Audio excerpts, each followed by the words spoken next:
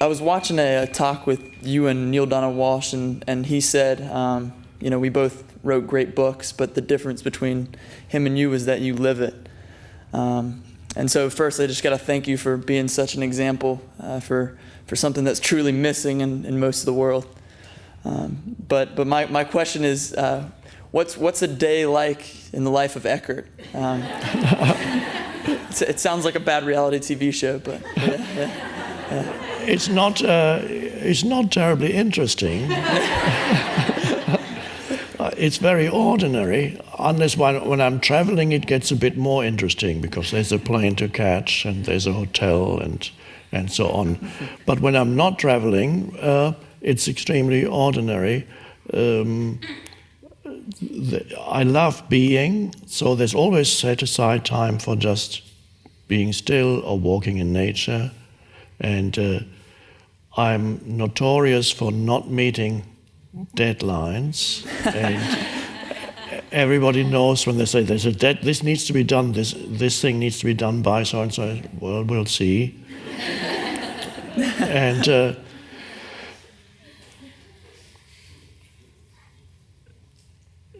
I love night times, so I sometimes don't go to bed until 1:30 or 2 and sleep about 5 hours. And I like little things, going to a cafe, have a coffee somewhere. Nature, as I said, love walking in nature. Reading occasionally, being, doing whatever needs to be done. People call, there's always things that need to be done. I do them quietly. Some things don't get done at all, and then they disappear. Easier for you, right? Yeah. Are you still able to go out in public, though? And what? Still able to go out in public? Well, that is interesting. I go out, usually with a baseball cap, which I never really liked, but I've been wearing them for years now. And because I love privacy, I love to be invisible. I love to be in a room and being able to just observe what goes on in the room without anybody being aware that I'm there. That's more difficult now. So often people come up, even with a baseball cap, they come up and usually it's lovely. They say that it's been so wonderful, my life has changed. It happens almost every day. And that's wonderful. I prefer not to be recognized, but the moment it happens, I'm happy and I respond, and there's a loving interaction. But my preference is not to be seen.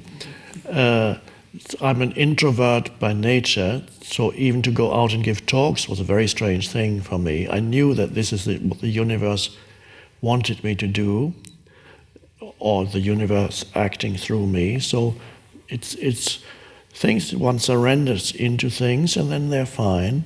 It's not my nature to go out on stage and talk. So every situation brings its own challenges. The loss of privacy and so on could be seen as a challenge and requires then surrender to see in this world there are polarities. You gain something here, you lose something there. In the world of polarities on the surface or on the surface level, you experience polarities. The gain here has to be paid for something. So the fact that the teaching has gone out to so many people, that's wonderful. Of course, then, yes, privacy is lost. That need to accept that. Before I had privacy, but very few people were reached by the teaching. Well, I did workshops in the 80s and early 90s. There was one evening talk in England that had been scheduled. Nobody turned up. I was alone, I just sat there. But I had my privacy. And then I had a workshop one scheduled. Usually I had about 7, 10, 12, 15 people for little workshops. Or one workshop had been, somebody had organized a workshop for me, and I arrived for a weekend, Saturday and Sunday. One person turned up, waiting at the door, and said, okay, let's do it.